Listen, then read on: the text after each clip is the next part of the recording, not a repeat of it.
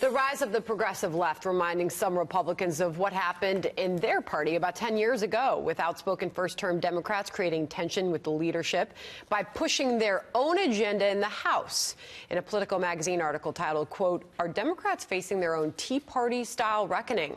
The author writes, quote, "A few freshman members in some of the safest seats in the country pursuing an ideologically pure agenda that riles up the party's base but could endanger the moderates who were essential to winning the majority."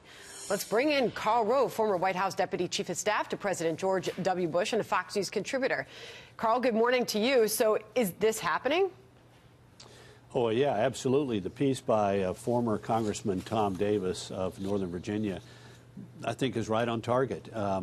He suggests that the Democrats are facing the same phenomenon the Republicans faced after 2010, when the sort of Tea Party came in and said, you have to be very conservative, even if you're from a moderate part of the country.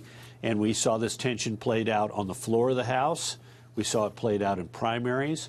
And I think we're likely to see it play out inside the Democratic Party with one very big difference. And that is that in 2010, when the Tea Party Republicans came in, they had some allies who'd been there before.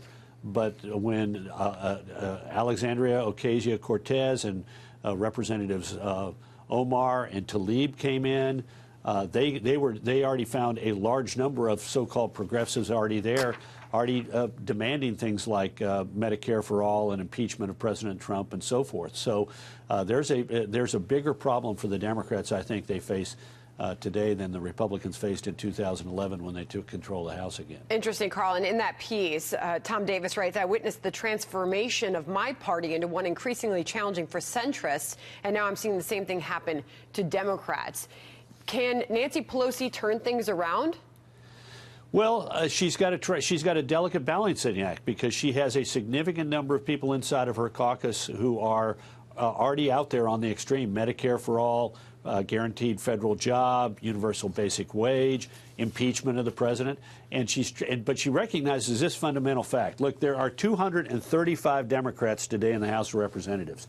32 of them are freshmen who hold a seat that was occupied by a Republican member of Congress and carried by Donald Trump. So if they lose 18 of those people in the next election, they're now 217 and in the minority again in the House of Representatives. So for all that we pay attention to people like AOC and Congresswoman Omar and Congresswoman Tlaib and Maxine Waters and Al Green and Elijah Cummings and Jerry Nadler and a lot of the people who are pressing for more extreme views, the people who put the Democrats back in power are basically people who are from centrist districts that were occupied by a Republican member in the suburbs of places like Chicago and Philadelphia and New York and Atlanta and Dallas and Houston. Harley Ruda, a Democrat from California, moderate freshman Democrat from California, was on this program last week. He was also on Sunday Morning Futures over the weekend, talking about whether or not there is pressure coming from the left wing. Listen. How much pressure are you feeling to go along with some of your freshman colleagues like AOC? I don't feel any pressure at all, and I'll tell you why.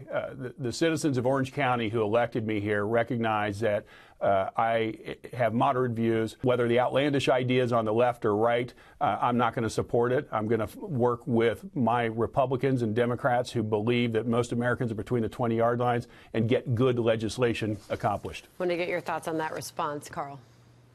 Well, he said the right things, but whether or not he's going to be able to achieve them is something else. I mean, are the dominant strain inside the Democratic Party in the House being willing to vote for legislation that is a compromise between Republicans and Democrats? We've seen no evidence of that thus far. And one of the bad things for people who are moderates in both parties is that even if they deviate to some degree from the orthodoxy of their party with their votes on the floor of the House, they still get caught up.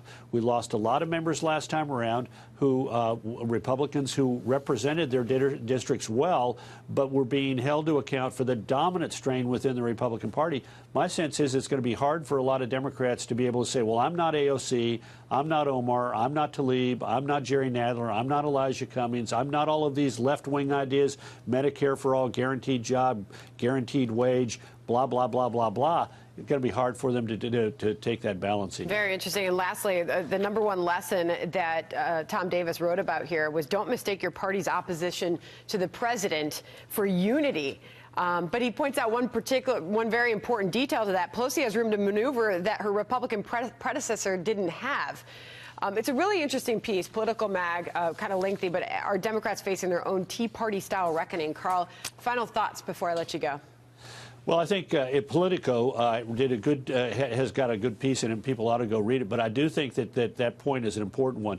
Simply being in blind opposition to the president is not what the people in those districts, those 32 districts, right, that elected the majority for the Democrats want. They want people who will go there and work with the Republicans and Democrats, president of whatever party it is, to get things done for the country. But that is not the dominant theme inside the Democratic Party. Think about how many Democratic presidential candidates have said, I'll work with Republicans and work across aisles. Two, think about how many Democrats have thus far in leadership in the House stepped forward and said, I want to work with the president and find common ground. Not a whole lot of them. Karl Rove, interesting stuff. Thank you, sir. Good to see you this morning. Thanks for having me. All right.